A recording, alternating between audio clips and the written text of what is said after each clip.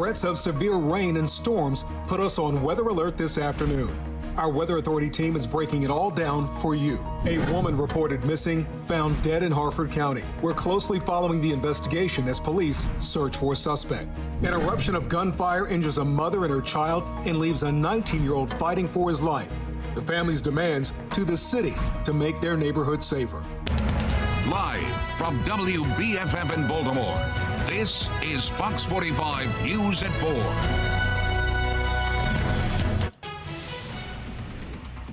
We are tracking a severe storm risk right now. You're looking live at our weather radar, the Inner Harbor, Towson, and also traffic camera out in Cumberland. Counties across Maryland are bracing for strong wind, heavy rain, and even possible tornadoes.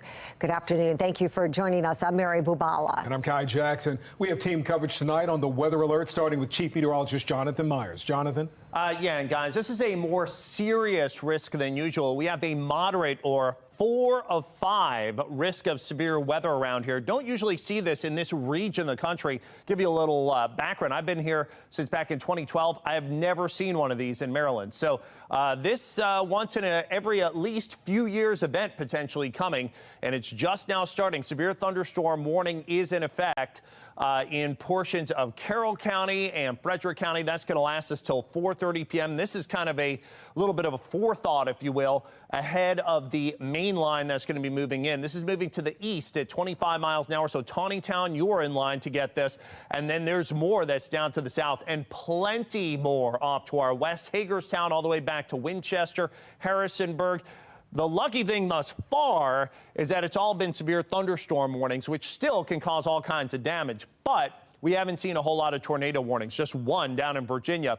But there still is that higher than average risk of tornadoes with this. It's still only isolated risk, but an isolated risk of strong potential tornadoes. So have your safe place ready. Potential large hail, also potential damaging wind gusts. That cell that's up toward Carroll County has a potential of winds of 70 miles an hour or greater, and also ping pong size hail. So that can cause all kinds of damage. It looks like showers and storms rolling in through about 4 or 5 o'clock and lasting through at least about 7 to 8 here in the city. I'm going to pinpoint when the worst of the weather gets here in Baltimore in my Weather Authority forecast. Jonathan, thank you. And as we wait for the storm system to move into the Baltimore area, we are tracking conditions across Maryland right now. Rebecca Pryor is live in Carroll County now, where the rain is supposed to arrive soon before we see it here in the city. And I know there's some ominous clouds behind you, Rebecca. Yes, there are some ominous clouds, but so far as rain, you know, extreme winds, any of that, so far so good. We do have the umbrella handy, but don't need it yet. Just before you toss to us these wind chimes, they're, of course, now that we're live, we're not seeing much movement, but they were talking to us a little bit. It almost seemed like the wind was about to pick up. You can kind of feel almost as if the storm is coming. Those ominous clouds Mary was talking about in the background. Things are starting to look a little gray out there. You know, light cloud coverage, but for the most part it is still pretty light and bright. We will be watching and waiting these skies closely throughout the newscast. We know that there is the possibility for obviously thunderstorms, hail, and a rare tornado threat in the area, so stay with us here at Fox 45. But for now, reporting live in Carroll County, Rebecca Pryor, Fox 45 News. Rebecca, thank you. Put the power of the Weather Authority Storm Center in your hands. Download the free WBFF Weather Authority app for your smartphone and use our powerful Doppler radar to follow storms to your street. Go to your app store and search WBFF to get started.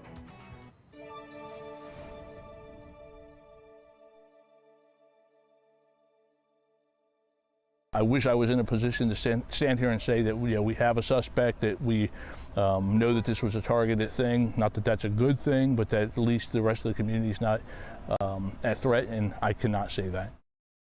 Well, we're hearing from Harford County Sheriff Jeffrey Gaylor today after the suspected body of 37-year-old Rachel Morin was discovered from the Ma and Pa Trail in Bel Air Sunday afternoon. Morin was reported missing by her boyfriend on Saturday night. Fox 45's Amy Simpson live in Harford County tonight as investigators chase down leads to figure out who this killer is. Amy?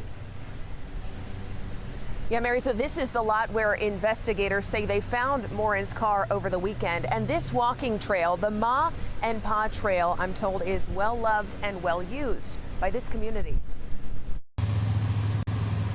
Deputies on ATVs at this entrance to Bel Air's Ma and Pa Trail today. One day after the suspected body of 37-year-old Rachel Morin was found by a walker just off the trail. Hopefully, that we can bring this case to a resolution, but through to try to alleviate some of the concerns our community members have. What was originally a missing persons case, now an active homicide investigation. The sheriff today calling it a heinous crime, but unable to say if this killing was targeted or random. No, from what information we have, we're not comfortable making any assertion either way. So, as far as the community is concerned, they should be cautious. A GoFundMe created by the victim's sister, raising funeral funds for the 37-year-old mother of 5 and calling for justice for this grieving family. Today, the sheriff acknowledging the widespread attention of this case and the online chatter. There's a lot of speculation. The detectives have the facts. Let them work the facts. And again, hopefully we can narrow it down to a suspect and then bring charges against them. But while the sheriff says there are no suspects, the victim's boyfriend taking to social media, appearing to proclaim his innocence. This post from last week announcing a relationship between Richard Tobin and Rachel Morin. The post garnering hundreds of comments and speculation about the homicide. The suspected boyfriend weighing in. "I love Rachel." He commented within the last 24 hours. "I would never do anything to her. Let the family and I grieve. Yes, I have a past, but I also have 15 months clean and have changed as a person. Please." Court records show a Bel Air man by the same name has faced domestic violence accusations in a previous relationship. Today, Fox 45 News directly asking the sheriff about the victim's boyfriend. He was the initial complainant. Rachel's boyfriend was the complainant who reported the missing person. So obviously our personnel have spoken with him. But, we are not in a position to say he's a suspect or that any person is a suspect. This unusual and grisly crime prompting one Bel Air woman to carry mace today. Me and my girlfriend are going to take a walk on the trail. We normally do this on Mondays, so this is our normal routine. Upping her vigilance on a trail she uses regularly. I was here Saturday, the day that she went missing, and I was here at 2 o'clock with my husband. The trail was packed. There was a lot of people here. There were dogs. There were a lot of girls walking by themselves. You hate to hear of anything to happen to anyone, but to a woman, it's heartbreaking. It's heartbreaking. I mean, you can't even go out for a walk on a trail without losing your life. This walker not questioning his safety with police nearby, but closely watching for an arrest. I just hope they find them, and fast. Now, we are still waiting for a positive ID of that body found from the medical examiner. Meantime, today the sheriff would not say or would not provide any details of the condition that body was found in. Sheriff Gaylor telling me there's just some details of an investigation they will not release this soon. We're live in Bel Air. Amy Simpson, Fox 45 News. Amy, thank you. Now, tomorrow, Harford County Councilwoman Jessica Boyle-Sottles is hosting a women's walk along the Ma and Pa Trail in honor of Rachel Morin. The councilwoman says that she hopes this event shows they will not let a violent criminal destroy the sense of safety in Harford County. And as Amy mentioned, Rachel's sister has created a GoFundMe to help cover funeral costs. It says Rachel with a mother of 5, and any funds left after the funeral will go directly to her children. It has raised more than $30,000 in less than 24 hours. Fox 45 News will continue to follow this developing story. Our full coverage on the investigation and Rachel Morin's death, head to foxbaltimore.com. In a city in crisis, skeletal remains were found in a suitcase in southeast Baltimore over the weekend. Those remains were found near a house along Madison Street. Homicide detectives are investigating, but so far have not determined the cause of death, nor has a medical examiner at this point. Any information? You should call Baltimore City Police. And violent crime numbers are down from last year, but an alarming number of children are being shot and killed in the city. A teen was killed over the weekend. And in a separate triple shooting in East Baltimore, family members say a 19-year-old who is a young father himself is clinging to life. The other 2 victims, a mother and her 7-year-old son. Alexa Ashwell spoke with the family and has the latest on the investigation. Here, images of where family says a bullet grazed their 7-year-old son's foot after someone opened fire on North Montford Street this past Friday night. Shot spot alert, North Montford Avenue, 3 rounds. officers responded to the neighborhood in East Baltimore and, according to Baltimore police, found 3 victims. The child, his mother, who investigators say was also shot in the foot, and their 19-year-old close family friend who had been shot in the head. Over the phone, neighbors recalling the chaotic scene. Yeah, I was in the bed asleep, and my wife woke me up and asked me what those gunshots. I looked out the window and I seen the guy lying there shot. According to family, the 19-year-old, who recently became a father, is critically injured and clinging to life at an area hospital. Exactly who was the intended target in this shooting or what led up to it, investigators have not yet said. Witnesses say there were many people outside that night and that someone had opened fire from a car. The family sitting outside at the time. 7-year-old male or female. The little boy and his mother now home, but the family's sense of security rattled and neighbors frustrated, saying drugs and guns have created a violent atmosphere. It's pathetic, man. Like I said, the police need to step their game up. They need to start doing more around here. They need to put that mobile police station around here, put some lights around here or something, or make this a drug-free area. Whatever the motive, this violence yet again impacting a young, innocent life. A child and his family now praying their loved one pulls through. Alexa Ashwell, Fox 45 News. Young people in Baltimore are not just becoming victims of crime, they are often suspects, too. In Carroll County last week, more than a dozen young people were arrested for a series of crimes involving stolen cars, some of them just 11 and 12 years old, too young to be charged. Maryland's juvenile justice reform law prevents children 13 and under from being charged with most crimes. Critics of the state's juvenile justice laws also take issue with the Child Interrogation Protection Act, which stops law enforcement from speaking with any child until they've spoken with an attorney. Unlike an adult, a juvenile cannot waive that right. Fox 45 News has heard from a number of prosecutors and law enforcement officers who say the laws leave their hands tied. They come in, we can't detain them. They're back in the community the next day. They get picked up for the second one. Can't detain them. They're back in the community again the next day. They pick up a third. They're back in the community again the next day. To be honest, I think it's one of the worst pieces of legislation I've ever read, because what it has done is taken the process of holding juveniles accountable away from prosecutors. Those protections have given way to a protection of some people who have committed very heinous crimes, which, yes, that does hamper what we are doing now. They know that, nothing's really going to happen to them if they keep their crime in a certain limit of types of crimes. So if they're, 10 to 13 and they don't commit a crime of violence, they're not going to get anything. It's going to be very little, if anything, that happens. Well, a group of state lawmakers will hold committee meetings next month to talk about how the juvenile justice laws impact juvenile crime. It is important to note this is not a special legislative session, and lawmakers will not be able to take any action to change current laws or introduce new ones. Fox 45 News has pressed the governor about whether a special session is necessary to address the problem. He says that won't happen. We've been asking you, what do you think elected leaders should do and prioritize laws that protect criminals of the public? 98% of the voters said the public. A deadline today for a family to leave a home they thought they owned. A Baltimore mother's fight to keep the house she grew up in after she says it was sold without her knowledge. Continuing coverage right now on the storms heading our way. The latest on the rain and the wind as this weather alert moves closer. Trump's legal woes looming large over 2024. So will this be the courtroom campaign? I'm Christine Frizzau in Washington with that story ahead.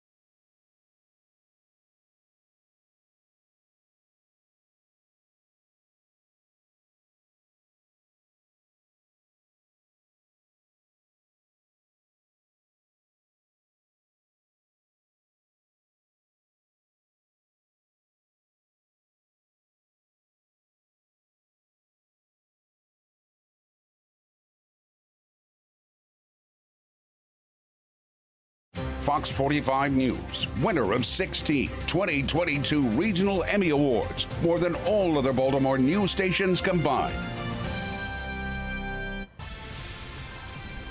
Well, tonight we are awaiting a response from former President Donald Trump's legal team to a protective order proposed by federal prosecutors in the case against him. Special counsel Jack Smith's office is hoping to prevent the sharing of evidence at a time Trump has already been posting on social media about the judge, the witnesses, and the special counsel. National correspondent Christine Frizzell reports. It's become a media landscape like no other. A federal grand jury has voted to indict the former president, charged with attempting to remain in power even when he knew he had lost the election. It's the third time he's been indicted on criminal charges since leaving the White House. A single story dominating the news cycle that even Donald Trump himself seems to want to remain. Every time they file an indictment, we go way up in the polls. We need one more indictment to close out this election. The election also playing out in Iowa, where 2024 GOP presidential candidates gathered to little fanfare and little interest in their policy proposals, instead fielding countless questions about the former president, most doing that delicate dance of not wanting to alienate Trump voters, but also trying to look ahead. If, on the other hand, the election is not about January 20th, 2025, but January 6th, 2021, or what document was left by the toilet at Mar-a-Lago, if it's a referendum on that, we are going to lose. January 6th and Donald Trump's alleged role in it will for now loom large over the national debate. One point of contention, U.S. District Court Judge Tanya Chutkan, known for issuing higher sentences to convicted January 6th rioters than even prosecutors had asked for, telling one rioter that he did not go to the United States Capitol out of any love for our country. He went for one man. In a post on Truth Social, Trump called Judge Chutkan Jack Smith's #1 draft pick, the judge of his dreams. Looking ahead, any day now, we are expecting a fourth indictment to be issued against former President Donald Trump for allegedly trying to overturn the 2020 presidential election in the state of Georgia. In Washington, I'm Christine Frizzell. Florida Governor Ron DeSantis officially says Donald Trump did not win the 2020 presidential election in his most direct rebuke of the former president. Yet, here he is on NBC. Yes or no, did Donald Trump lose the 2020 election? Whoever puts their hand on the Bible on January 20th every 4 years is the winner. Okay, but respectfully, you did not clearly answer that question. And if you can't give a yes or no on whether or not Trump lost, then how can... Of course he lost. Trump lost the 2020 election. Of course. Okay. Joe Biden's the president. Well, still, DeSantis argues the 2020 election was not perfect, arguing mail-in ballots and third-party collecting and returning them left room for potential fraud. No widespread fraud has been proven in the 2020 election. The 2024 White House hopeful says Americans should shift their focus to President Biden's policies instead of Trump. Trump still claims President Biden didn't win. The former president was just indicted for alleged efforts to overturn the election results. Well, we, of course, are on weather alert tonight. Severe storms headed this way. This is a live look at our weather radar. Traffic cameras west of Hancock, Towson, and the Inner Harbor. As the storms come, we'll be bracing for severe wind, rain, a chance of tornadoes. Meteorologist Jonathan Myers here now with the very latest on the track of these storms. And Jonathan, you said earlier you haven't seen anything like this. What in particular haven't you seen before in Maryland? We have not seen this moderate risk of severe weather. I was actually just checking through some of the records. The last time that we had a moderate risk of severe weather, I'd like to attribute Amy Aronson here. She did some of the research. Back in 2013 is when we had one of these moderate risks. So there's a lot more confidence in the potential of getting some of these storms in here. And if you do get some of that severe weather, it could be stronger than it typically is. So that's what we're thinking, and that's what we're saying. It doesn't mean that everybody's going to see severe weather, but it will be more widespread than typical. And we've already had some history here now with this cell that's moving over the northern portion of Carroll County around Tawningtown and Arter's Mill. This has had some winds up to about 70 miles an hour, also some ping pong ball sized hail as it moves off to the east at about 25 miles an hour. And there have been some storm spotters that have been trained by the National Weather Service that have observed this. So again, these are some of the not many towns, but the well, I guess in this case, one town, Mount Pleasant, in line to get hit by this storm within about the next 20 to 30 minutes. And this is only the beginning, kind of a forerunner of the big line that's going to be headed our way. Again, you can kind of see here this one little batch of severe weather that's over portions of the northern section of the area. And it looks like we've got another round of severe weather that is going to be moving in behind this. Let's go ahead and pop this back. It looks like it over-clicked a little bit to the radar, and you'll be able to see, once again, there we go, those cells that continue to build in from the west, where we have more severe thunderstorm warnings that are in play here. Let's go ahead and take a look there. All the way from south of Chambersburg, right around Hagerstown, and then working really all the way down into central and southern portions of Virginia. There is one tornado warning with this that's down around Staunton.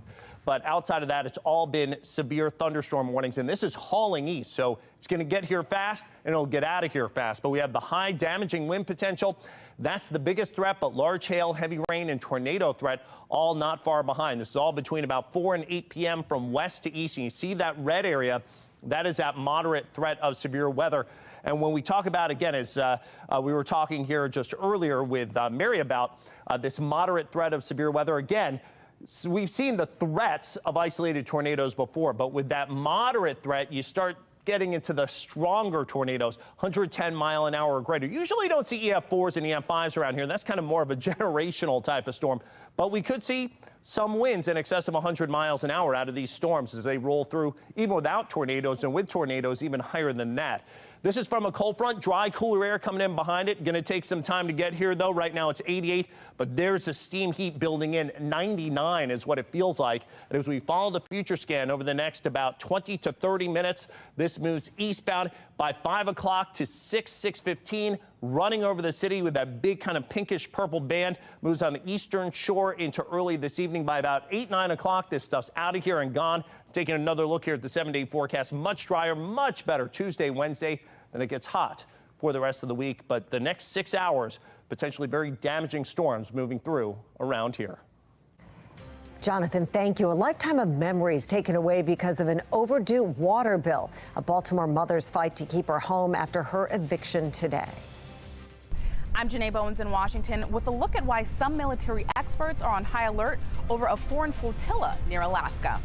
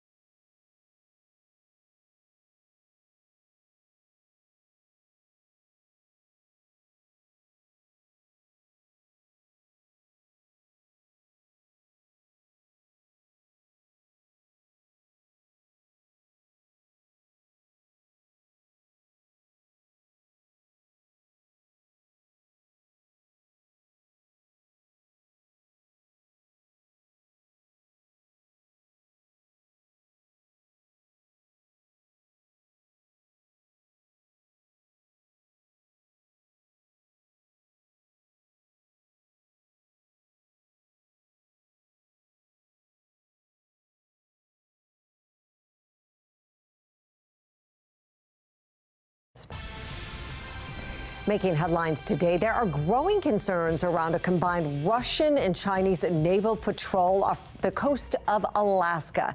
This happening as leaders in Washington warn about Chinese spying operations here in the U.S.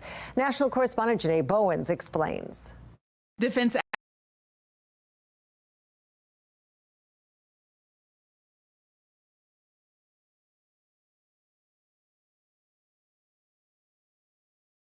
experts sounding the alarm on the 11 foreign military vessels from China and Russia operating near Alaska. It's the largest combined Russian and Chinese naval activity to approach U.S. coast. Senator Dan Sullivan of Alaska says Chinese and Russian vessels came close last summer, too. He is pleased to see a more robust response with 4 U.S. Navy destroyers. But, quote, the incursion is yet another reminder that we have entered a new era of authoritarian aggression led by the dictators in Beijing and Moscow. Brent Sadler, a 26-year Navy veteran and senior research fellow with the Heritage Foundation, echoes these sentiments. Russia, of course, in an open conflict in Ukraine against the wishes of the wider world's pursuit for peace. And China has been flexing its muscles, its military muscles around Taiwan. Sinclair's chief political correspondent, Scott Thuman, was on assignment for Full Measure back in 2021 and rode along on patrol near the Alaskan coast, where the Coast Guard says they've been seeing an uptick of Russian vessels. Their vessels are definitely out there, and our vessels are out there as well. As for the recent Chinese-Russian incursion, a U.S. Northern Command spokesperson tells me, quote, the patrol remained in international waters and was not considered a threat. Military officials say the flotilla is not a risk, but some military experts are on high alert because of Chinese intel operations in the U.S. The Ministry of State Security in China, it's its main intelligence gathering and espionage gathering organization. It also functions as a kind of domestic secret police within China. It's far larger than the CIA. It's operating widely within the United States. Experts say the U.S. military needs to remain vigilant, and leaders here in D.C. need to call out China and Russia for their action or risk an even larger, more provocative naval presence off of our shores. In Washington, I'm Janae Bowens. Her home was sold years ago without her knowledge. The Battle One Baltimore mother is fighting right now to find shelter for her family. How will Baltimore's acting police commissioner address community concerns? The next steps in Richard Worley's confirmation process. And storms in western Maryland are headed our way. The latest on severe weather we could be dealing with tonight.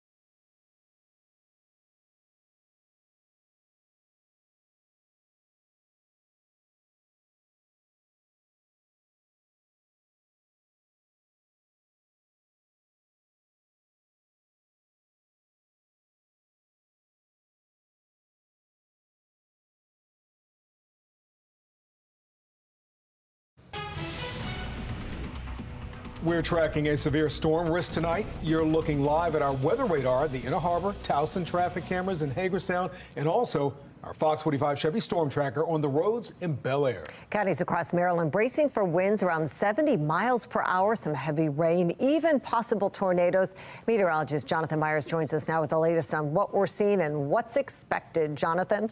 Yeah, in the area, guys, split right now. You see the sunshine that's blazing down on our Chevy Storm Tracker, and that's kind of the energy needed. This is why we have that tornado watch that continues for the entire area through 9 p.m. and brand new issued severe thunderstorm warnings that last until 5:15, all the way from western portions of Carroll County, actually most of Carroll County now, into western Baltimore County and also northwestern portions of Howard County. Again, that's until 5:15 p.m. Big line of storms moving now to the east at 55 miles an hour. So let's go ahead and draw that in, and you can see east at 55, and there's going to be a ton of towns that are impacted and affected by this. Here they all are. Pick them out, and you can see winds up to about 70 miles an hour. The potential of ping pong ball-sized hail or larger. That includes Emmitsburg right now, Lovettsville, Frederick, Walkersville, Woodsboro, Point of Brox, Adamstown, Taneytown, Union Bridge, Newmarket, New Windsor, Green Valley, Mount Pleasant, Mount Airy, and Poolsville, all the way up through just shy of 5 o'clock, and then that's going to hit the city thereafter. So right during the heart of our afternoon and evening commute. And of course, we have a higher than average risk of severe weather, a level 4 of 5 risk of severe weather. The concern here, wind as well as large hail and potentially even an isolated strong tornado out of all this. And that's what's a little different about this event than what we usually see around here. It's not been since 2013 that we've had a moderate risk of severe weather in Maryland. It looks like this continues to about 8, 9 o'clock. The afternoon, evening commute going to be very, very hazardous. Of course, keep your radios on, your televisions on, and your eyes, of course, safe on the roads, but also keep your weather alerts on your cell phone on as well if you are going to be put under one of these tornado watches and potential tornado warnings that could be coming later. Jonathan, thank you. Put the power of the Weather Authority Storm Center in your hands. Download the free WBFF Weather Authority app for your smartphone and use our powerful Doppler radar to follow storms right down to your street. Just go to the App Store, search WBFF to get started. A deadly shooting in North Baltimore last night. Officers say just before 3:30 in the afternoon on Gorsuch Avenue, a 29-year-old was shot multiple times in the leg, chest, and stomach. That victim died at the hospital. Now, this year, 163 people have been killed in Baltimore. 406 have been shot and survived. And while those numbers are significantly down from this time last year, there are growing concerns over youth crime, as well as uncertainty surrounding the police department's recent change in leadership. Public meetings are set to start this week as Acting Police Commissioner Richard Worley hears community concerns about safety in Baltimore before his confirmation hearing. The first public meeting is tomorrow, although the confirmation hearing itself has been postponed. The acting commissioner is already facing criticism for the Brooklyn Day mass shooting. It's been more than a month since 2 people were killed and 28 others shot, still no arrests. Worley has since admitted the department made mistakes in the tragedy. Mayor Brandon Scott chose the commissioner without a public search, something the Baltimore City NAACP took issue with. He's addressed those concerns during a city council hearing on the response to the shooting. This incident, we told you guys this incident was going to happen when we had our last press conference. This is why you need community engagement on the front end before you bring in a police commissioner. So I hope that every member of this council is taking very seriously your responsibility to vet a police commissioner. You can find more in the public meetings with Acting Commissioner Worley on our website, foxbaltimore.com/newslinks. Tonight, a Baltimore mother is seeking permanent shelter for herself and her son after she claims their home was taken in a tax sale without their knowledge. Despite an emergency motion to halt their eviction today, Deanna Woodward and her 10-year-old son were forced to leave the only home they've ever known. Fox 45's Rebecca Pryor has the story. A home filled with a lifetime of memories, paid off and passed down by Dina Woodward's parents. I was born and raised in here. Now, sitting empty as Dina and her 10-year-old son face eviction. I just don't understand how somebody is able to buy my house. The city selling Woodward's home years ago without her knowledge. She claims it wasn't until a sheriff recently serving them an eviction notice she learned unpaid water bills dating back to 2018 had triggered a tax sale. Water bills she believes unfairly skyrocketed following a water main leak. So when I went down there to make a payment plan, she told me $150 wasn't enough. Well, I don't even make $1,000 a month. What are you talking about? Ultimately, the dispute never settled. So in 2018, the city sold the home for just $10,000. That investor then reselling it for a massive profit, blindsiding the Woodwards, who were told they need to be out no later than today. District judge issued a decision that lacked compassion. Their lawyer, through Vignoraja, now filing an emergency motion demanding the eviction be halted and a hearing held to rehash whether or not the family received proper notice. Meanwhile, some number of months ago, we were assured by the city that owner-occupied properties would not be in these tax sales. This year, Mayor Brandon Scott taking owner-occupied homes off the city's tax sale list. Fox 45 reaching out to his office today asking, does the mayor support the decision to evict the Woodwards? And if not, what will you do to prevent this eviction?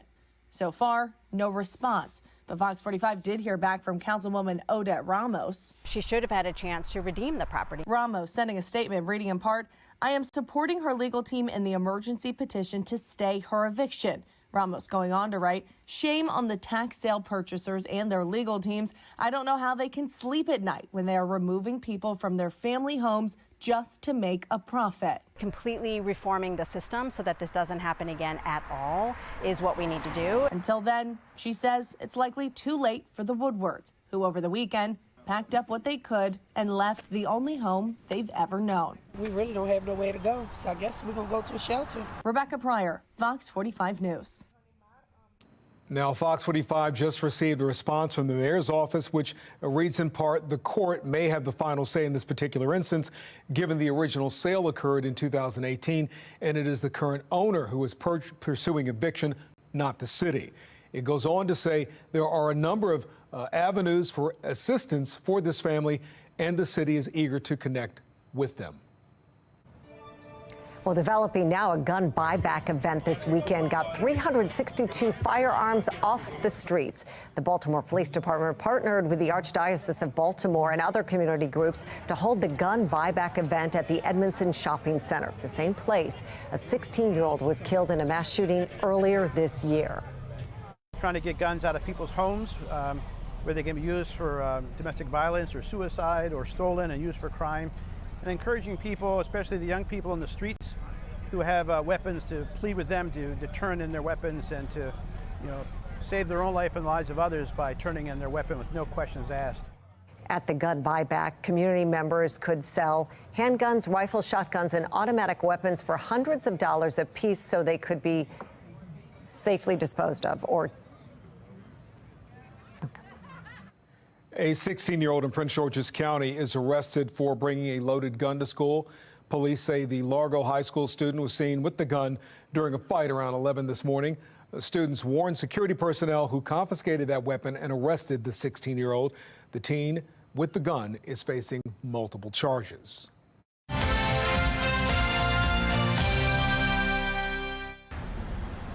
If someone willfully deletes a public record, it's a crime. Tonight, a concerning response from the Maryland State Department of Education has an attorney questioning if somebody needs to be held criminally responsible. Last week, Project Baltimore first told you about a public records request we made for emails and text messages sent or received by the state school superintendent between January and March of 2023. Instead of receiving any texts, we were given a log of the superintendent's messages. We followed up by again requesting the text messages, but the department tells us they no longer exist and were removed from the phone because of storage limitations. Attorney Scott Martyr says this is concerning. I don't want to, without knowing more about his cell phone and the storage limitations they're claiming, I can't say more about whether it is truly a violation or not, but I will tell you that I am very concerned right now, based on what I'm hearing, that it is a violation of Maryland's law. Well, tonight at 10, Project Baltimore takes a closer look at the laws surrounding public records and what they could mean for the person who removed the messages. And taking a look right now at the Fox 45 quad box, one of the former Minneapolis police officers convicted of playing a role in the death of George Floyd gets nearly 5 years in prison on state charges. Officer Total testified that he held back concerned bystanders as Derek Chauvin kneeled on George Floyd's neck, killing him. His sentence is 4 years, 9 months. A white mother who was suspected of trafficking her biracial daughter by Southwest Airlines employees is suing the company for racial discrimination. Southwest said it was reviewing the incident but hasn't commented on the lawsuit. A former World Bank official says it will take more than $1 trillion each year for developing countries to make major climate progress. That money would help the countries cut down on carbon emissions and move toward clean energy. The Mega Millions jackpot is now more than $1.5 billion. The winner could walk away with a cash prize of $757 million. The next drawing is tomorrow night, but remember, you only have a 1 in 300 million chance of getting the grand prize. Well, gas prices are creeping up. What's driving more expensive prices nationwide? Consumer debt is climbing. I'm Atra El-Nashar with what a new study reveals about the #1 reason Americans pull out their credit card.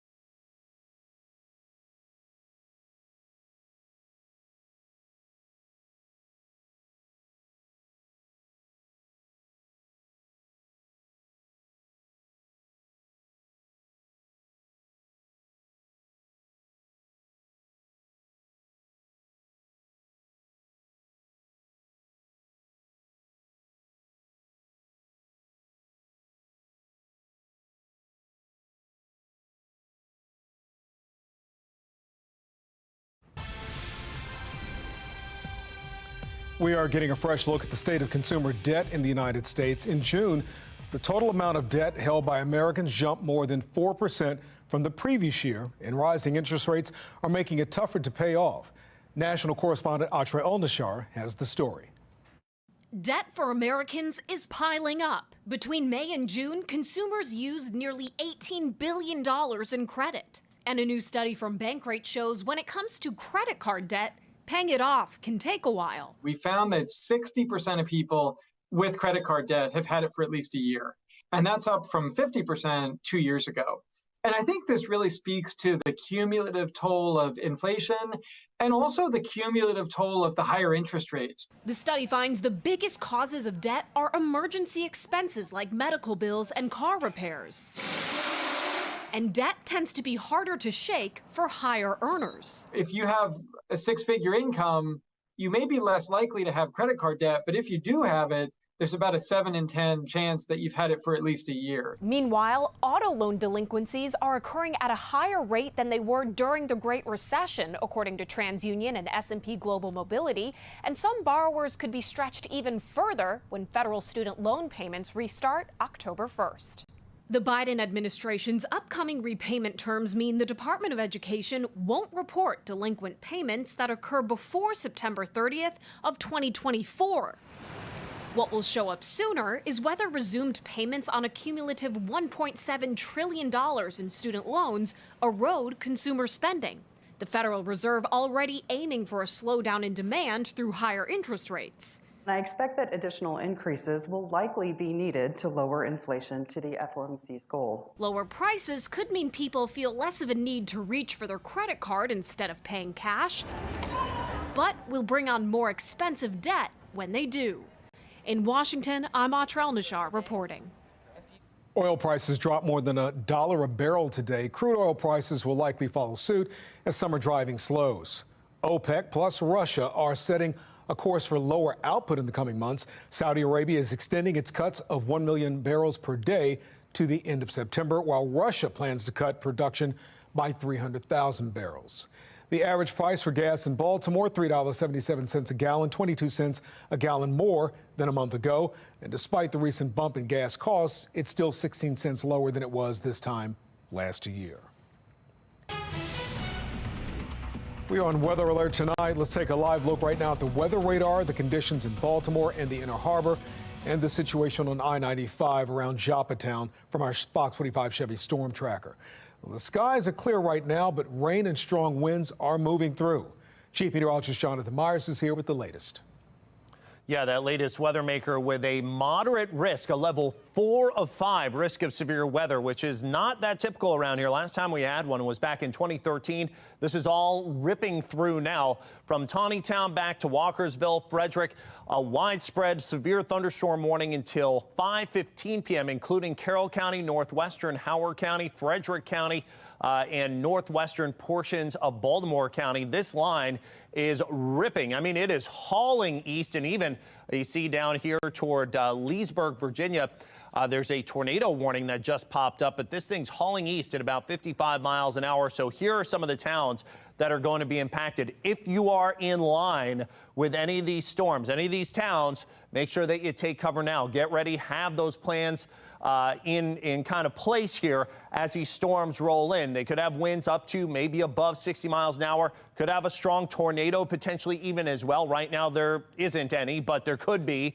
And also there could be some very large hail. It's had histories here of ping pong ball sized hail with all of these storms coming through. So New Windsor, Green Valley, Mount Pleasant, all within the next, say, you follow the clock here at about 5 minutes. Mount Airy, Westminster, Damascus, Manchester, Woodbine, Lisbon, Hampstead, all through about 5:05. Eldersburg, about 5:05 to 5:10, all the way back to near the city of Reisterstown at about 5:10 p.m. And as we kind of zoom out a little bit here, we'll also show you that we've got a tornado watch that's in effect for the entire area. That's going to last us until 9 p.m. These storms are strong. They're building way up high into the atmosphere, and they are moving their way eastbound. You can actually get a good shot at some of these storms. Look at them way up there. That means high winds. That means hail. It means a potential of heavy rain. And again, the elevated risk of potentially even a tornado with that moderate threat of severe weather. And any of these tornadoes that do form, if and when they do form, could be strong tornadoes. And when we talk strong tornadoes, we mean EF2 or higher. So that can mean 110 mile an hour winds or greater. So they could be damaging. 88 degrees, mostly cloudy now. Winds out of the southeast at 10, and our traffic camera network looks pretty quiet. We have some hazy sun. It feels like 99, though. We are in the steam heat as a cold front slices into all of this. That's our latest weather maker, and that's what's doing this on the future scan. Notice this big pink line. Do not see these very often on our future scan. Just a very solid line of some of the most intense activity coming through Cockeysville to Columbia at about 5:15 through 6:15, moving to the eastern shore at about 7, and then after that, by about 8, should be moving east and away. So things improve very quickly once things start moving east. So Tomorrow, 86 sunshine, less humid, 89 sunshine, less humid on Wednesday, turns more unsettled as we head into the end of the week, but not looking anything like what we're seeing for tonight. Stay weather alert. All right, Jonathan, thank you. We want to see how the severe weather impacts you when it rolls into your area. To share videos and pictures, scan the QR code on your screen or head to foxbaltimore.com/chime in. Coming up at 5 o'clock on Fox 45, preparing kids for success at school, steps to help your children transition back to class. The clock is ticking for the reauthorization of a global AIDS relief program. I'm Janae Bowens with a look at why Republicans say the Biden administration is misusing the funds to push abortions.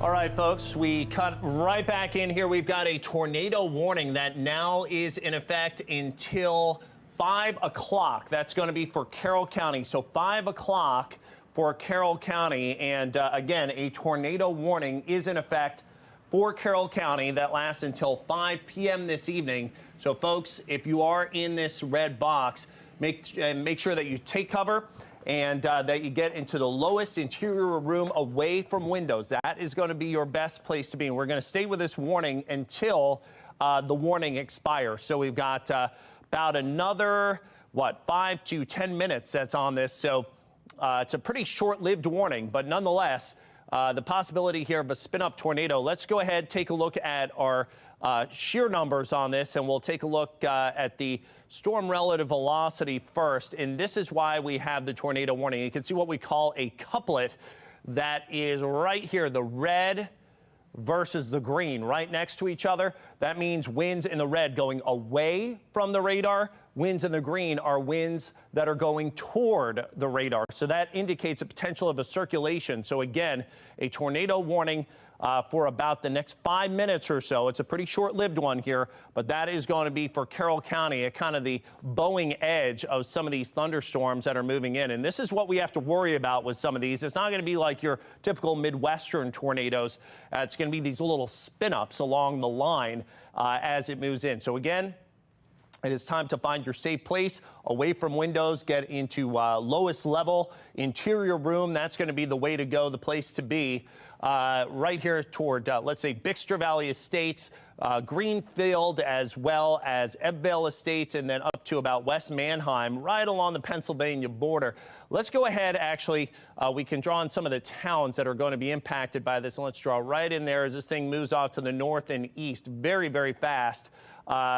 Looks like West Manheim going to be in line to get this in the next about 15 to 20 minutes. Hopefully by then, this warning will have dropped as it moves its way quickly, racing across northeastern portions of Carroll County within the next 5 minutes. So there was a tornado warning here only for the next 5 minutes. It was just issued, but it's at about, again, a very short-fused warning in this area as the storm quickly rips its way north and east in this little zone I drew in here across northeastern portions of Carroll County. Let's go ahead and we'll pop this off so you can get a better look at the storm cell. And some of these areas here, they're more so smaller subdivisions right around Silver Hills, Arter's Mill. Right there, right where that purple is likely where the potential tornado is moving right now. A lot of times these are radar indicated tornadoes as these things race off to the north and east with these lines. Let's go ahead one more time. We can put on our storm relative velocity and get an idea of where the shear is kind of going with this. And yeah, that's definitely the marker of a potential tornado when we take a look at the radar.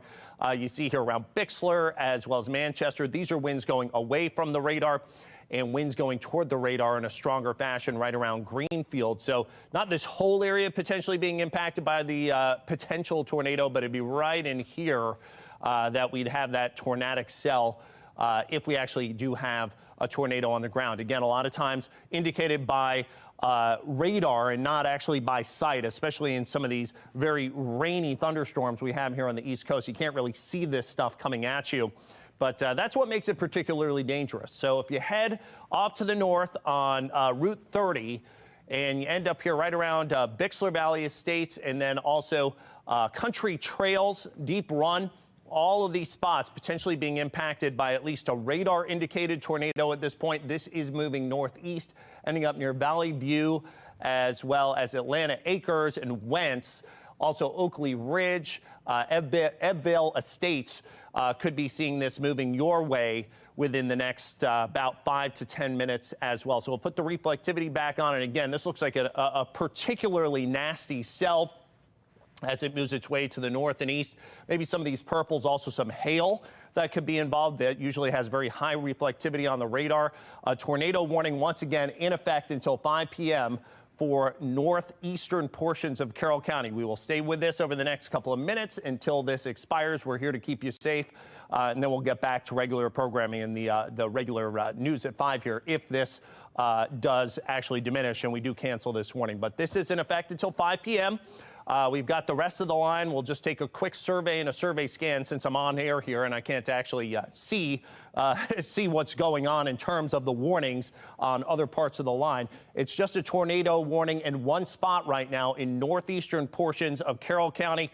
Everybody else is a severe thunderstorm warning along this line, but it would not be surprising to see more of these isolated tornado warnings popping up. And since we do have this higher risk of severe weather than normal, that moderate risk of severe weather this afternoon, you certainly want to have that safe place ready. The best place to be is away from windows in an isolated interior room.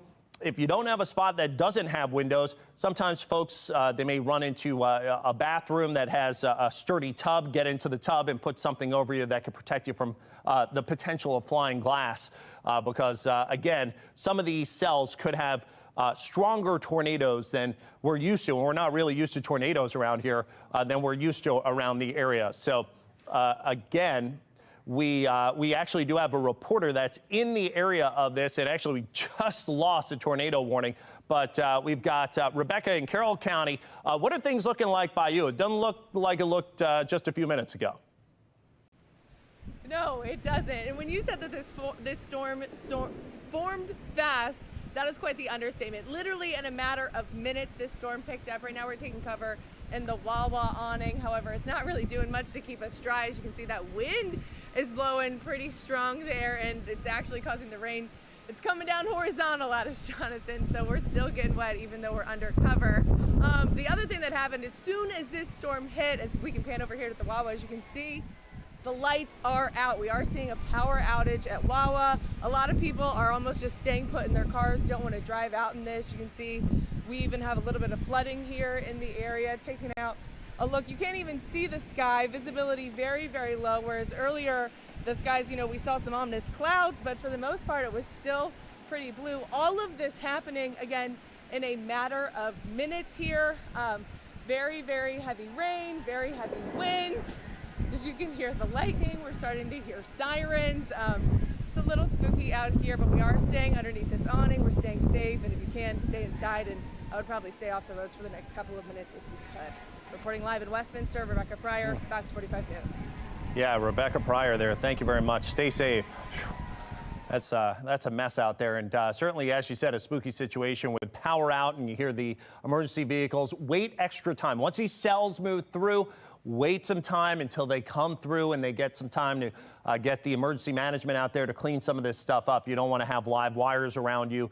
Potential of flooding, as she was showing you, as well as, again, power outages. We have traffic lights that are out in spots. So, again, a widespread line of severe storms that are moving toward us. And now we have that new tornado warning extended into portions of southern Pennsylvania, but it has been dropped for Maryland. So, again, a severe thunderstorm warning as this line continues to move in and move through. It's time to get your plans ready for potentially getting to a safe place if we do have one of these. And as you saw there, very quickly developing severe thunderstorm warnings going to a tornado warning over the next, 1 to 2 hours as this comes through. Thankfully, this will be coming through during daylight, so we'll be able to see what's coming at us. But unfortunately, this is also going to be here through the PM commute. And again, severe thunderstorm warnings continuing until 5:15 p.m. Northern Baltimore County, western portions of Howard County, Carroll County, all the way down towards the D.C. area. And that will move eastbound and impact places like Baltimore City within the next potentially hour or two. So again, we have lost our tornado warning, but we are going to be tracking this large line of potentially severe storms heading into Baltimore City within the next 1 to 2 hours. Live from WBFF in Baltimore, this is Fox 45 News at 5.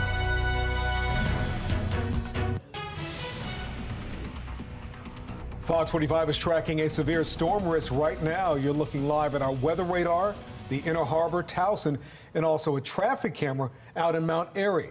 That's in Carroll County. In fact, our Chevy storm tracker on the roads right now in the Towson area. Yeah, counties across Maryland bracing for strong wind, heavy rain, even possible tornadoes. Thank you for staying with us. I'm Mary Bubala. And I'm Kai Jackson. We have team coverage tonight on this weather alert, starting with Chief Meteorologist Jonathan Myers. Yeah, big wind and rain coming through. You see there the images above me there, all the chaos up north and west of the city in Carroll County, where we've got Rebecca Pryor stationed at a Wawa gas station that just lost power, unfortunately. Thankfully, it looks like, at least in that location, that's all that happened. But not too far away, a tornado warning was in effect about 10 minutes ago. That has now moved its way to the north and east up into Pennsylvania, but there may be some more spin-ups to come. That's what we're concerned about, and that's what we have been worried about out of this line of cells rolling through right now. Severe thunderstorm warning continues all the way from basically the Pennsylvania line through Westminster, down to Green Valley, down to about Gaithersburg, north and west of the Beltway until about 5:15 p.m. This is all rolling east very fast at about 55 miles an hour. So if you are in line of these cells immediately, get to your safe place, and you want to have that severe weather plan in place everywhere else, because everybody else is under a tornado warning until 9 p.m. for the entire area. A moderate level 4 of 5 risk of severe weather. So any tornadoes, any winds that occur will be a little more widespread and maybe stronger than usual. The potential of damaging wind gusts, the biggest threat through 8 p.m. tonight. I think the city gets it between about 5 and 6:30 or so. So right now, now all the way through about 6:30. Potential of large hail. Could see some flash flooding and, again, an isolated strong tornado. This is going to be the deal through the rest of the afternoon, evening commute. Keep it right here. We're going to be on top of this minute by minute. Jonathan, thank you. As we wait for the storm system to get to the Baltimore area, we are, of course, tracking conditions across Maryland. Rebecca Pryor live in Carroll County, where the storm is moving through right now. Rebecca? Yeah, we're still having heavy rain, if you can hear it. Thunder, lightning is starting to strike. As you can see, we already told you the power went out at the Wawa that we're kind of hunkering down at. But you can see first responders, looks like fire crews are here for that downed power line. That is on Market Street at the intersection of, well, it's just outside of Highway I-40. Again, first responders are here. Power's out. We went inside the Wawa. We talked to some of the people in there. They said power is out across the region. So haven't had time to check those outages, but we do know that it is pretty widespread. We're also seeing water. If we can look at the roadway here at the Wawa, we are seeing water accumulate. We are seeing at least like an inch accumulate, and that's starting to create a stream. A lot of the people here are choosing to stay. You can see they are not leaving their spots. They are staying put. They are hunkering down for this. Don't want to drive in this kind of a weather. And it happened fast. I can't exaggerate enough that this did happen in a matter of minutes. We were looking at light cloud coverage, blue skies, and then I would say within 5 minutes coming from the west, coming from kind of the Thurmont region into Westminster, it hit and it hit hard. It's still here. It's here to stay. Again, a lot of people are hunkering down. We got one guy making a run for it in flip-flops to his car, hoping that this passes shortly and they're able to get power up here. But we are staying safe, trying to stay out of the rain as much as we can. Back to you guys in the studio. All right, Rebecca, great job. Please be careful out there, you and your photographer. Put the power of the Weather Authority Storm Center in your hands. Download the free WBFF Weather Authority app for your smartphone. Use our powerful Doppler radar to follow storms to your street. Go to your app store and search WBFF to get started. The search is on tonight for the killer of a Harford County woman whose body was found in a place where many in the area have always felt safe. Just after 1 o'clock yesterday, a caller reported finding the body along the Ma Pa Trail that's in Bel Air. I wish I was in a position to stand here and say that we have a suspect, that we know that this was a targeted thing. Not that that's a good thing, but that at least the rest of the community is not at threat, and I cannot say that. Well, chilling words from the Harford County Sheriff after the suspected body of 37-year-old Rachel Morin was recovered from the Ma Pa Trail Sunday afternoon. Morin was reported missing by her boyfriend Saturday night. Fox 45's Amy Simpson live in Harford County tonight as investigators chase down leads to figure out who killed this mother of 5 and why. Amy? Yeah, Mary, this is the parking lot where investigators say they found Morin's car over the weekend. And this trail, the Ma and Pa Heritage Trail, I'm told it's well loved and well used by this community.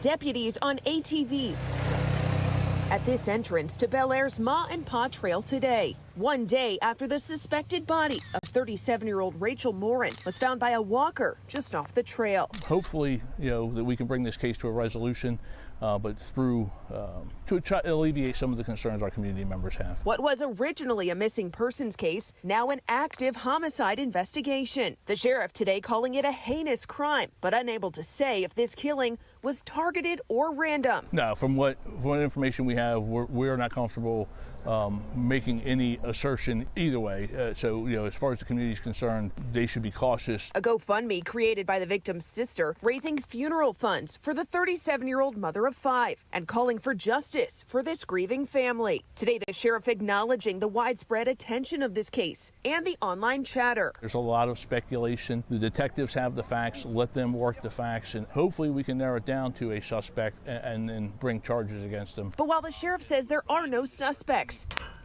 the victim's boyfriend taking to social media, appearing to proclaim his innocence. This post from last week announcing a relationship between Richard Tobin and Rachel Morin. The post garnering hundreds of comments and speculation about the homicide. The suspected boyfriend weighing in. "I love Rachel," he commented within the last 24 hours. "I would never do anything to her. Let the family and I grieve. Yes, I have a past, but I also have 15 months clean and have changed as a person. Please."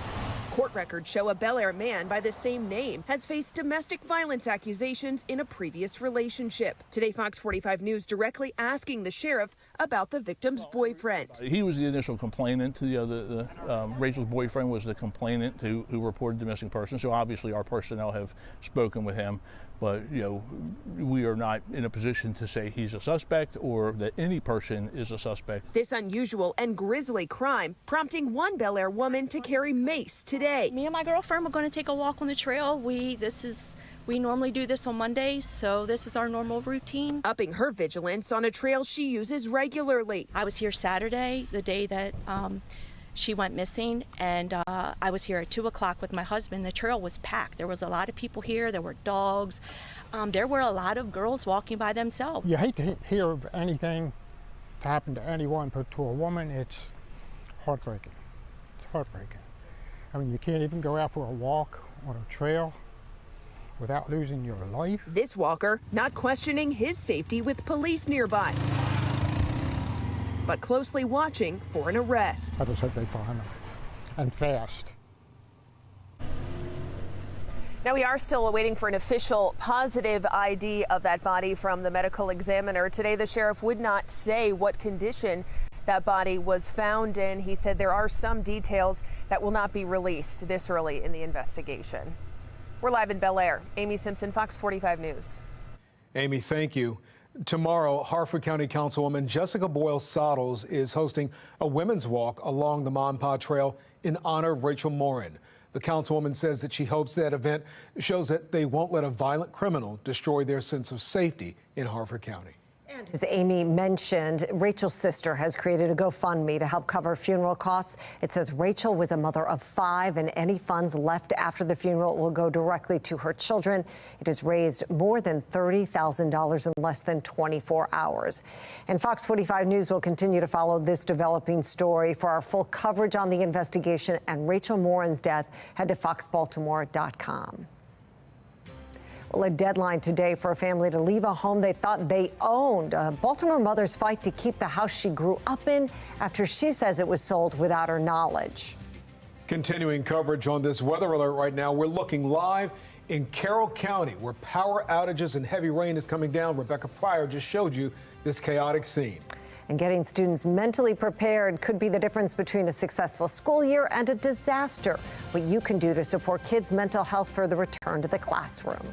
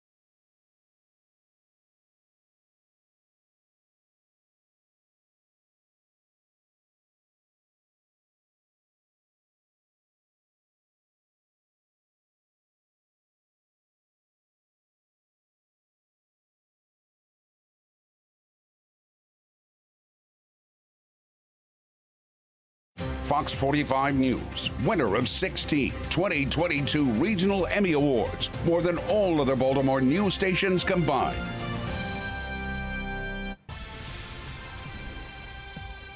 In a city in crisis, skeletal remains were found in a suitcase in southeast Baltimore over the weekend. The remains were found near a house along East Madison Street. Homicide detectives are investigating and haven't determined the cause of death. Right now, anyone with information should call Baltimore police. Violent crime numbers are down from last year, but an alarming number of children are being shot and killed in the city. A teen was killed over the weekend. And in a separate triple shooting in East Baltimore, family members say a 19-year-old who is a young father himself is clinging to life. The other two victims, a mother and her 7-year-old son. Alexa Asheville spoke with the family, has the latest on this investigation. Here, images of where family says a bullet grazed their 7-year-old son's foot after someone opened fire on North Montford Street this past Friday night. Shots fired alert, North Montford Avenue, 3 rounds. Officers responded to the neighborhood in East Baltimore and, according to Baltimore police, found 3 victims. The child, his mother, who investigators say was also shot in the foot, and their 19-year-old close family friend who had been shot in the head. Over the phone, neighbors recalling the chaotic scene. Yeah, I was in the bed asleep, and my wife woke me up and asked me what those gunshots. I looked out the window, and I seen the guy lying there, shot. According to family, the 19-year-old, who recently became a father, is critically injured and clinging to life at an area hospital. Exactly who was the intended target in this shooting or what led up to it, investigators have not yet said. Witnesses say there were many people outside that night and that someone had opened fire from a car.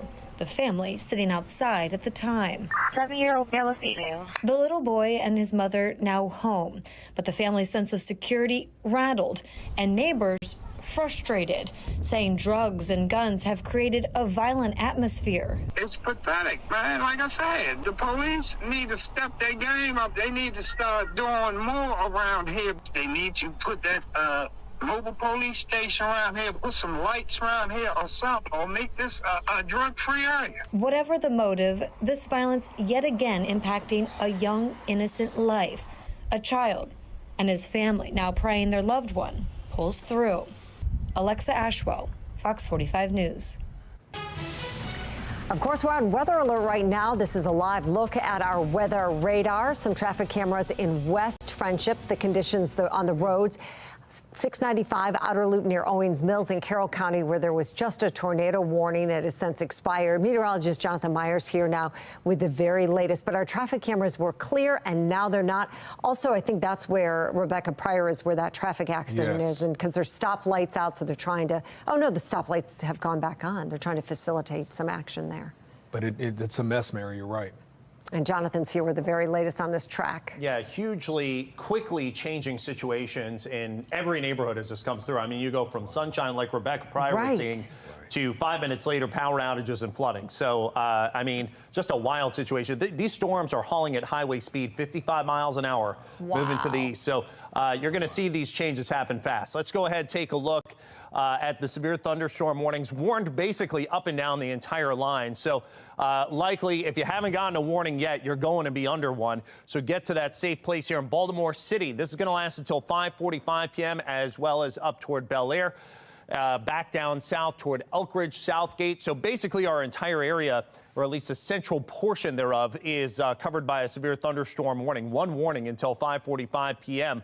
as this line of cells continues to shove its way eastbound. Pretty much a derecho at this point that's moving eastbound as you see it bulging along the central portion of that line. That's where probably some of the strongest winds are, maybe up to and in excess of 60 miles an hour.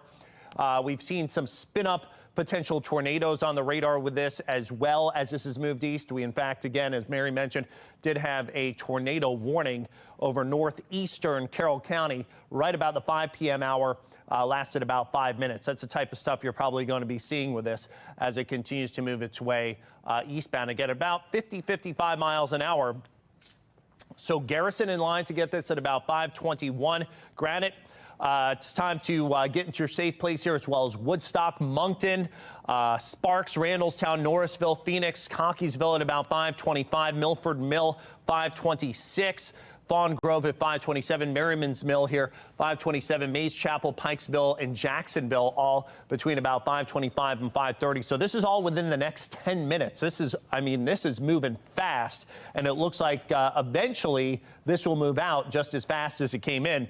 But it's going to take some time, probably till about 7, 8 o'clock. Let's take a look at the volumetric scan of the radar, and you get a better picture here of just how high this is moving up into the atmosphere. We'll flatten out our map, and you can really see this building high up north and west of Baltimore as it comes in. So this is why we have the potential of some of those strong winds, and also as it reaches up into the cold atmospheric levels, the potential of hail as well with these storms as they race in from the north and west. We've had some hail reports up to ping pong ball size, so that is damaging. Now through 8 p.m. today, again, the damaging wind threat, the large hail threat, the heavy rain threat, and potentially also an isolated strong tornado threat. We have a moderate severe risk of weather. That's a level 4 of 5 all the way through about 7, 8 o'clock tonight. So what's different about this is the more widespread nature of the severe weather. Haven't had one of these moderate risks since back in 2013. More widespread severe weather nature, as well as the potential of stronger winds, and maybe even if an isolated tornado does impact you, it could be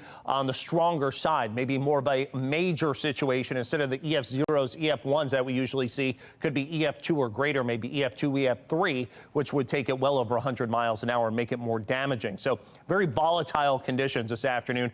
Time to really make those plans if you don't have those tornado or severe weather plans in place, and we have these cells coming at you here. 88 degrees right now, winds out of the south-southeast at 9. Huge dew points right now. Lots of moisture to work with in the air. Feels like 100. So the dew point is basically at about as high as it gets, and we've got this cold front pushing into that extreme moisture, and we've got a lot of wind shear or twist in the atmosphere as well. So that's what's causing this problem this afternoon. Much drier and cooler weather to follow for tomorrow. There's that big line of storms by about 6:15. It's already east of the city, and by about 7, 8 o'clock tonight, it's rolling over the eastern shore. Could be gone by about 8:30 or 9. And then tomorrow, as well as Wednesday, much better days. Mid to upper 80s, lots of sun and dry. Maybe a chance some showers or storms. Nothing like today as we head toward Thursday, Friday, Saturday, Sunday, Monday of next week. Could see another heat wave setting up by the end of next week as well. Jonathan, thank you. A lifetime of memories taken away because of an overdue water bill. A Baltimore mother's fight to keep her home after her eviction today. And we are staying with this weather alert and tracking the storms as they are moving through. A live look right now at 795 heading towards Owings Mills. Stay with us. We will be right back.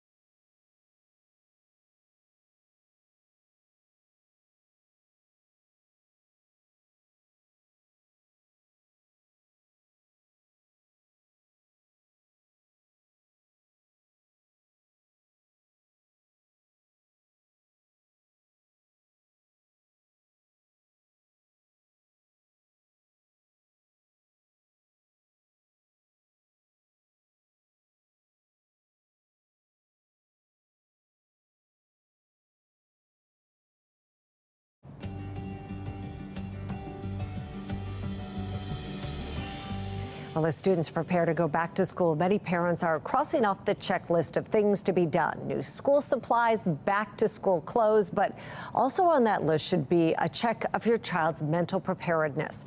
Experts say kids face a lot of challenges as they transition back to school from summer vacation. Some of those stresses include concerns over academic performance, bullying, anxiety over making friends, and more. Addressing those concerns with kids and helping them work through their stress is key to their academic and social success. Some of the things that can be challenging is getting out of the fun summer routine and going into a more regimented school time routine. For younger kids, especially, separation from their parents. Older kids are actually excited to go back, find their friends at school, making new friends, and then school performance, how they do in their academics, etc. Those can be things that are stressful for kids. Well, the doctor says parents can start easing their kids into the school year by starting to follow routines like structured sleep and dinner times now. That way, there are fewer changes to their routine by the time the school year actually begins. Well, Fox 45 News is your back-to-school headquarters. Now through the first day of school, we'll be compiling all of the things busy parents need to know to prepare for a great school year. Just click on the QR code on your screen to check out all of the stories we've posted so far, or go to foxbaltimore.com/back-to-school-HQ. Her home was sold years ago without her knowledge. The battle over one Baltimore mother is having right now to find shelter for her family. And you're looking live at the latest conditions in Ellicott City as we continue to track severe storms on this Weather Alert Monday.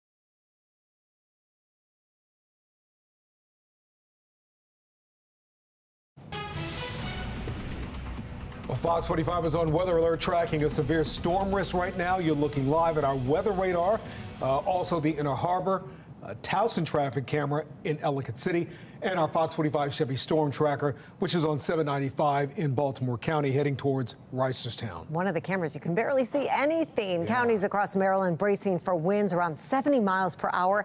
Heavy rain as we see, even possible tornadoes. Meteorologist Jonathan Myers joins us now with the latest on what we're seeing. Jonathan? Yeah, and I pulled out the base velocity feature of our radar to estimate some winds, Mary and Kai, and you see there's the truth. 68-mile-an-hour winds estimated on our radar right now. And the last sweep actually had them up to 75 right along the area of Fawn Grove, right along the Pennsylvania line, just north of Bradenbaugh in northern portions of Harford County. Just absolutely getting slammed here. I'm sure there's a lot of trees coming down in this area. So severe thunderstorm warning does continue until 5:45 p.m. That's for a good portion of the area. These folks are not alone in the winds, anywhere between 55 to 70 miles an hour. Even this red thin line north of Severn, just over Canton and Federal Hill, as well as southern portions of Baltimore City. Those are some winds up to about 55 miles an hour in gusts as this huge line of storms rolls on through. The worst of it, again, in this big red all the way from Towson up to about Bel Air. This severe thunderstorm warning continues until 5:45 p.m. Basically, the entire line is warned here, and then a severe thunderstorm warning that's pushing toward Columbia, just west of Columbia, until 5:45 p.m. And then the rest of the area is under a tornado watch. Actually, the entire area is still under a tornado watch until 9 p.m. this evening. So through at least about 8 o'clock, if not on the eastern shore, maybe closer to 9, we have that damaging wind potential, large hail, heavy rain, and there could even be a couple of strong tornadoes that would be EF2 or higher, where we're talking winds in the triple digits in some isolated places. But already looks like we do have some damaging storms crossing, especially north of the city right now, but everybody stands a chance of getting some of these severe storms. Pick your safe place now. If you're in line with these storms, take cover. They mean business. We're tracking them minute by minute in a couple of minutes in my Weather Authority forecast. All right, Jonathan, thank you. Now, the storms just rolled into the Inner Harbor. Fox 45's Alexa Ashwell is live there right now with what she's saying. Alexa, what does it look like, and where's your umbrella? Well, Kai, I've been able to avoid the umbrella because we're under the overhang here at the Baltimore Convention Center. The storm moving through within just the past 15 minutes, the wind and rain really picking up. This is Pratt Street, one of the main thoroughfares here in downtown Baltimore. We watched as the dark clouds really moved in from the west, northwest. It got very dark and moved through very quickly. The rain actually slowing down just a bit more so than it did within the past 5 minutes, I would even say. Traffic moving through, but we can see the water starting to build up on the roadways there, so you certainly want to be careful.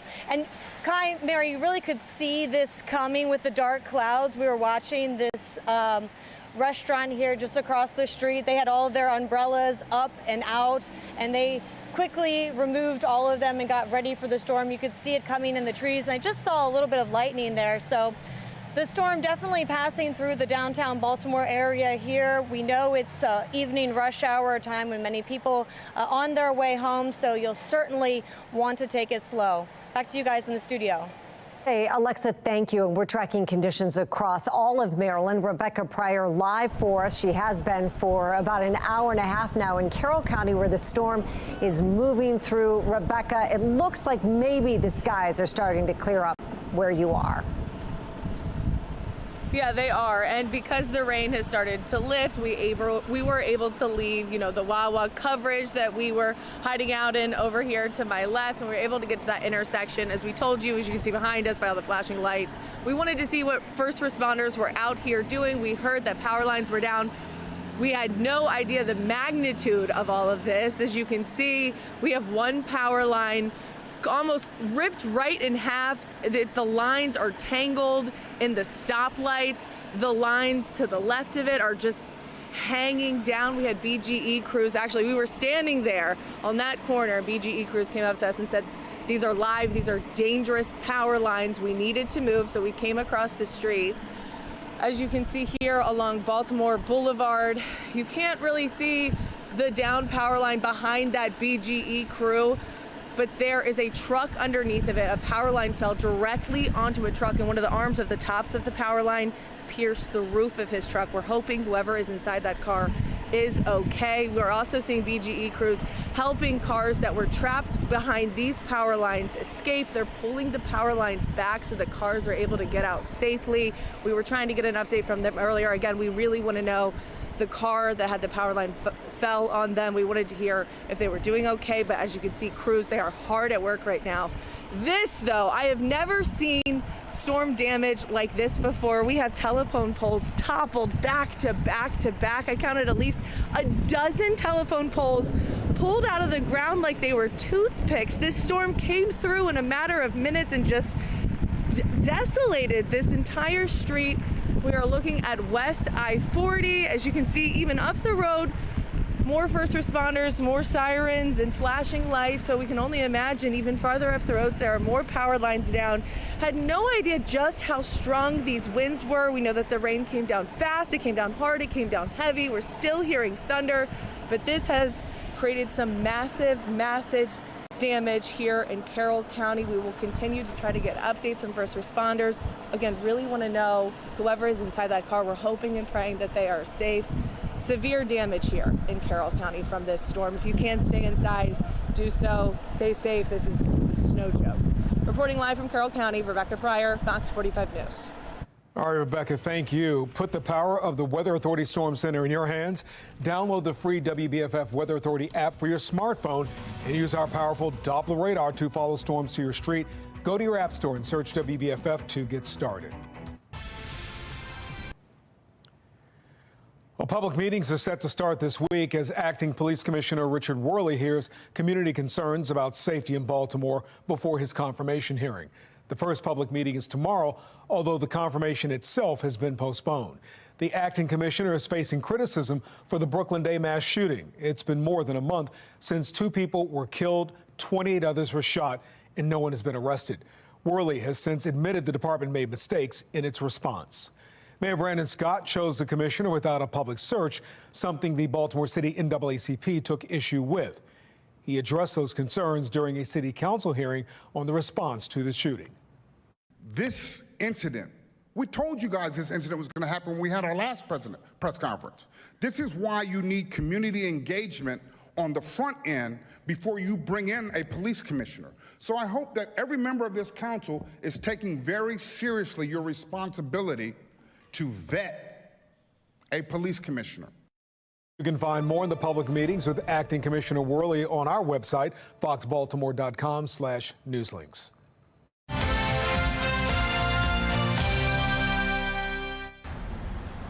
If someone willfully deletes a public record, it's a crime. Well, tonight, a concerning response from the Maryland State Department of Education has an attorney questioning if someone needs to be held criminally responsible. Last week, Project Baltimore first told you about a public records request we made for emails and text messages sent or received by the state school superintendent between January and March of 23. Instead of receiving any text, though, we were given a log of the superintendent's messages. We followed up again, requesting those actual text messages, but the department tells us they no longer exist and were removed from the phone because of storage limitations. Attorney Scott Martyr says this is concerning. I don't want to, without knowing more about his cell phone and the storage limitations they're claiming, I can't say more about whether it is truly a violation or not, but I will tell you that I am very concerned right now, based on what I'm hearing, that it is a violation of Maryland's law. Well, tonight at 10, Project Baltimore takes a closer look at the laws surrounding public records and what they could mean for the person who removed the messages. Let's take a look right now at the Fox 45 quad box. One of the former Minneapolis police officers convicted of playing a role in George Floyd's death is sentenced to nearly 5 years in prison. To Thao testified that he held back concerned bystanders as Derek Chauvin kneeled on George Floyd's neck, killing him. His sentence is 4 years and 9 months in prison.